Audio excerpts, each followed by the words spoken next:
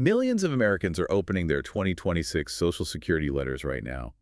And what they're seeing is sparking, well, confusion, anger, and a really deep sense of betrayal. It is. They're looking at a number, a supposed raise, that has completely vanished before it even has a chance to hit their bank account. The increase everyone in the media was talking about is just gone. It's been swallowed by deductions before the check is even deposited. And this isn't just an accident or bad luck. It really points to a systemic design flaw. These letters are meant to bring clarity, but they're structured in a way that, frankly, hides the real financial picture for millions of people on a fixed income. Okay, so let's unpack this. We've gone through a mountain of material, and it's clear these 2026 letters have kicked off a political crisis. It's a showdown between Washington's promises and a retiree's bank statement. It really is. Our mission in this deep dive is to figure out why so many financial experts are saying these letters should come with a huge warning label. We need to get into what's printed on the page, what's dangerously missing, and how the gridlock in D.C. is, well, negotiating your income right in front of your eyes. And the timing here is critical. The paper letters are landing in mailboxes all through December. But the numbers, the actual figures, have been online since November. So people are seeing this data right now. They see the number, but they don't see the context. And that's where the anxiety really starts. So we have to begin with the most important number on that page, the 2026 Cost of Living Adjustment, the COLA. Right. That's the baseline for everything that follows. And it's instantly not enough. So let's look at the actual number. You open the letter, and the government is proudly announcing this good news, a 2.8% COLA for 2026. A 2.8% increase. This is the number that's supposed to make you feel like your benefits are keeping up with the cost of living. But 2.8%, I mean, it sounds okay, sort of measured. But what does that actually mean in dollars? When you translate it, the number is, well, it's jarringly small. It is. For an average retiree, someone getting around $2,000 a month, that 2.8% boils down to about $56. $56 a month. And that single number is the entire source of the tension here, isn't it? It's everything. Because on paper, technically, it's a raise, but the feedback we are getting from seniors across the country is that it feels like a profound disappointment. I've heard the phrase a slap in the face used more than once. Many times. Yeah. And that reaction is completely grounded in reality. The data shows that the cost of things you can't negotiate, we're talking groceries, utilities, rent, insurance, all of those rose way more than 2.8% last year. So you're getting a theoretical $56 boost, but your food bill might have jumped by $70, and your heating bill by another $20. You're starting the year deeper in the hole. Exactly. The raise is basically unsustainable from the moment it's announced. The current economy just eats it alive. And that's before we even get to the deductions. That's the truly shocking part. Okay, so this is where the government starts to immediately erase that tiny gain. Right after you see the COLA, you get hit with the next bombshell, the Medicare Part B premium hikes. And this is the system's most efficient tool for taking that COLA right back. It's the big one. It's the mandatory deduction. What's the damage this year? Seniors are finding out that their Part B premiums are jumping by nearly 10%. That is a huge increase, and it's completely non-optional if you want that basic coverage. Let's be really specific about the numbers. The premium is going from about $185 a month up to around $222.90. That's an increase of almost $38. So of your $56 raise, 38 of it is just gone instantly. Why is it jumping so much? well, it's usually a combination of things. You know, people are using more healthcare services, new expensive drugs hit the market, and the Medicare trust funds themselves are facing their own financial pressures. But whatever the reason, the effect is the same. It drains that COA almost immediately. Now, this brings us to a really important protection, or at least what's supposed to be a protection, the hold harmless rule. Can you explain how that works? Yes, this is absolutely critical. The hold harmless rule is a law that's supposed to protect you. It says that the annual increase in your Medicare Part B premium cannot cause your net Social Security check to be lower than it was the year before. So if the Part B hike is actually bigger than your COA, they can't take it all. They cap the premium increase so your check doesn't shrink. That's the idea. But the problem is, for millions of people, the hike is just small enough to not trigger the rule, but big enough to completely vaporize the COA. So for that average person, the $56 raise minus the $38 premium leaves them with, what, $18? Mm-hmm. And that's before anything else gets taken out. $18. And you can see why people feel like the COA is erased before they ever see a single penny. For people with smaller benefit checks, it's even worse. We are already hearing from retirees who have done the math, and their check is actually getting smaller. The government gives with one hand and, as you said, just quietly takes it back with the other. It does, but the Part B increase is only where the pain starts. The The real anxiety, the hidden costs, come from the private plans. ones buried in the fine print. Correct. We're talking about Medicare Advantage and Medicare Part D drug plans.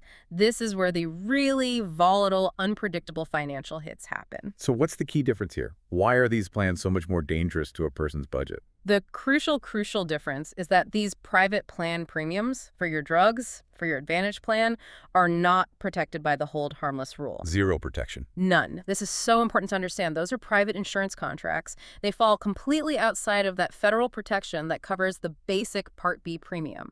So if your drug plan's premium goes up by $50 a month because of one extensive medication, the Social Security Administration just deducts it automatically.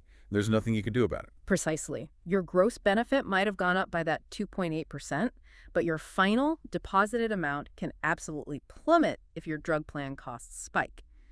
And they often do. And this is why the letter is so incredibly misleading. It shows you the gross amount, but it gives you no warning about what these private plans are about to take out. It's a system designed for confusion. The shock hits when the first check of the year arrives, and it's much smaller than you were led to believe. And the moment these letters land, they just ignite a political firestorm in Washington.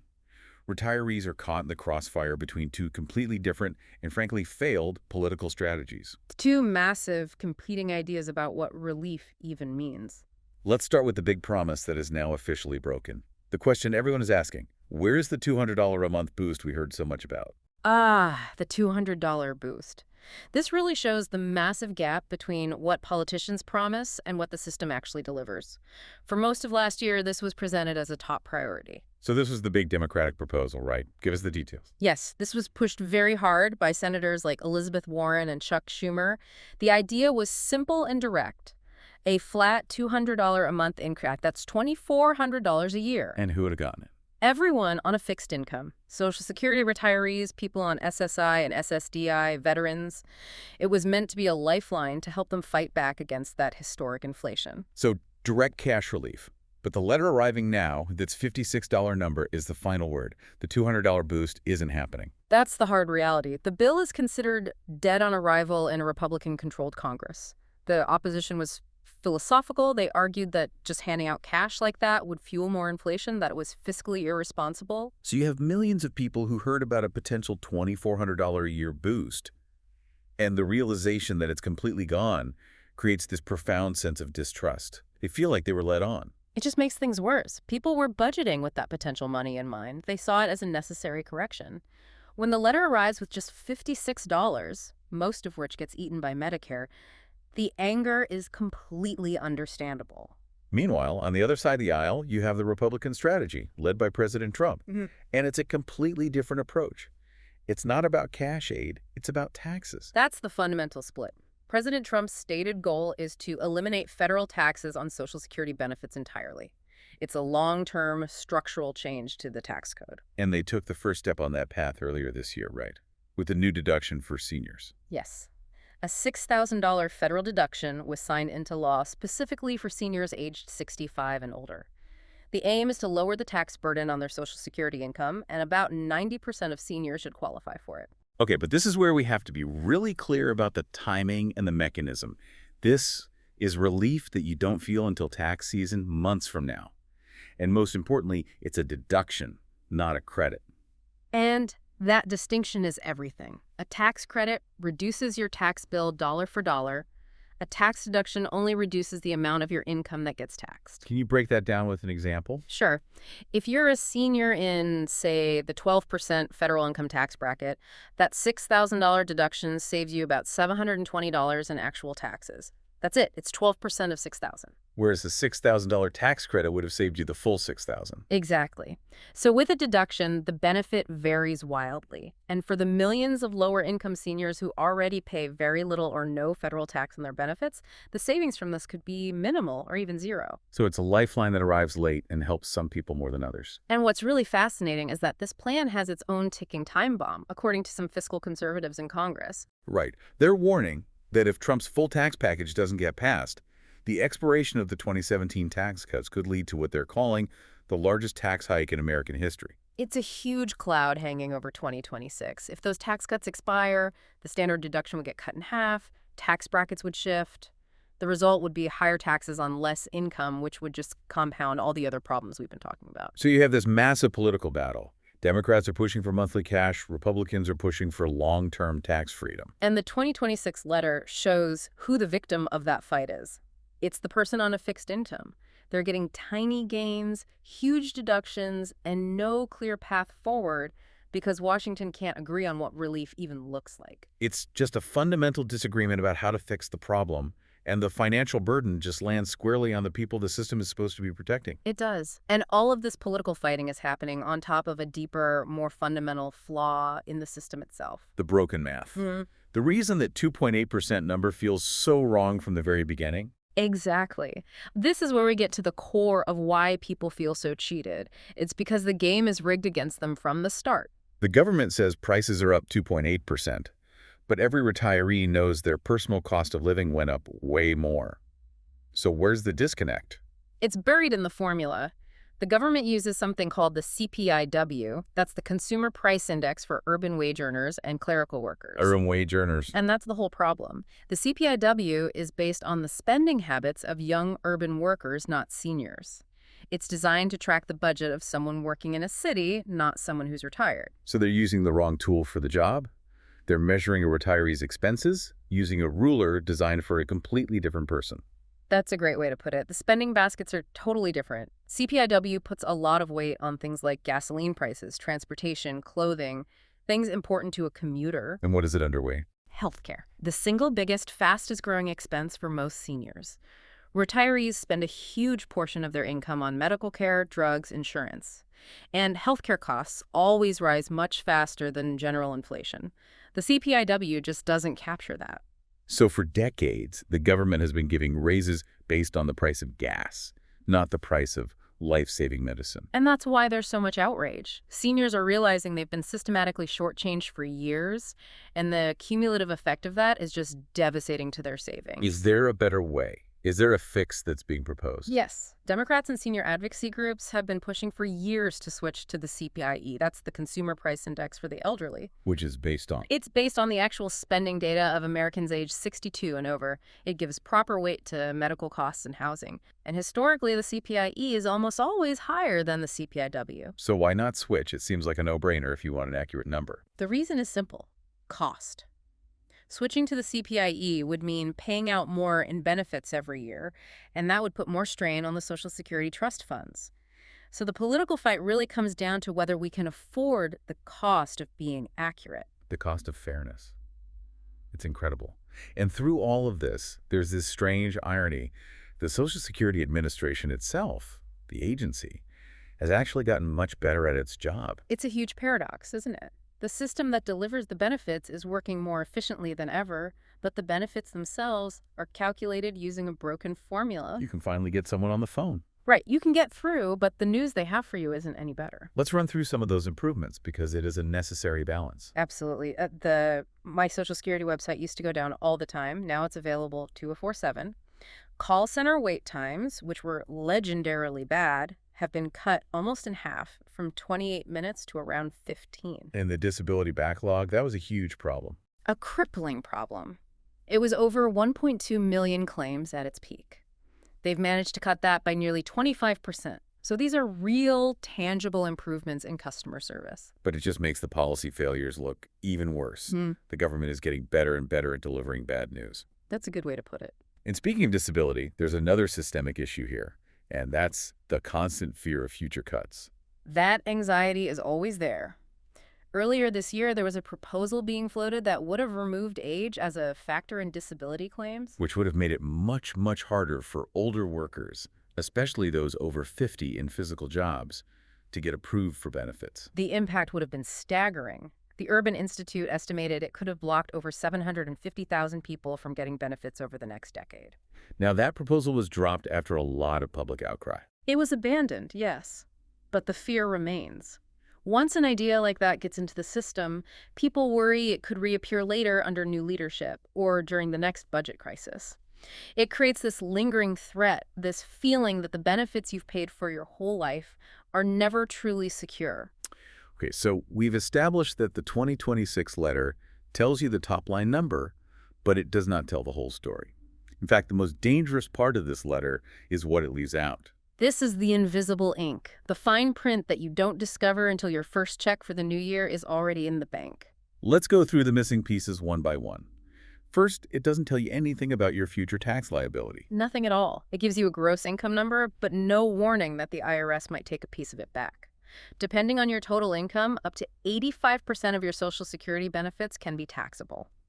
The letter creates the illusion that the number you see is the number you get, Second, as we discussed, it doesn't show your specific upcoming drug plan premiums. which is the biggest point of friction. The letter is mailed before the private insurance companies finalize all their deductions, so the recipient is left completely in the dark about one of their biggest monthly costs. Third, and this is also one can be a financial cliff for some people, it doesn't warn you about potential IRMAA increases. IRMAA, the income-related monthly adjustment amount. This is a huge blind spot. How does this work? It's a surcharge on your Medicare premiums if your income from 2 years ago was above a certain level. So for 2026, they look at your 2024 income. And what kind of income triggers it? Things like selling a house, cashing out a retirement account, a big investment gain.